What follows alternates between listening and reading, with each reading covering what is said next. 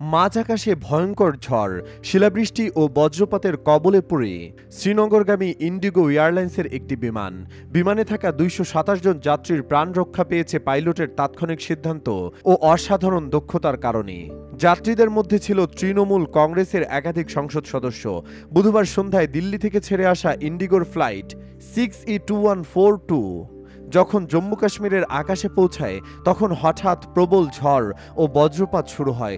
মাঝ আকাশে ঘূর্ণিঝড়, শিলাবৃষ্টি এবং সম্ভবত একটি পাখির আঘাতে বিমানের সামনের অংশে তীব্র ক্ষতির সৃষ্টি হয়। বিমানের নোজ কর্ন প্রায় সম্পূর্ণভাবে ভেঙে যায়। মুহূর্তের মধ্যে আতঙ্ক ছড়িয়ে পড়ে পুরো বিমানে।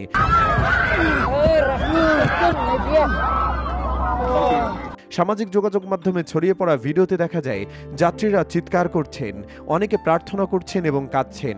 কেবিন ক্রুরা সকলকে শান্ত থাকার চেষ্টা করলেও কেউ কেউ বিমানের শেষ মুহূর্তে ভেবে পরিবারের সঙ্গে শেষবারের মতো যোগাযোগ করার চেষ্টা করেছিলেন। অবস্থার ভয়াবহতা বুঝে পাইলট দ্রুত একটি জরুরি অবতরণের সিদ্ধান্ত নেন। বিকেল 6:30 বিমানটি শ্রীনগর আন্তর্জাতিক বিমানবন্দরে নিরাপদে অবতরণ করে।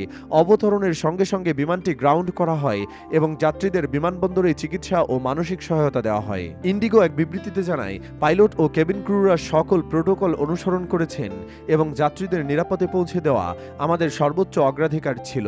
যাত্রীরা পাইলট এবং ক্রুদের পেশাদারিত্বের ভূয়সী প্রশংসা করেছেন। এক যাত্রী বলেন, আমরা মৃত্যু দেখছিলাম, কিন্তু পাইলট আমাদের নতুন জীবন দিয়েছেন।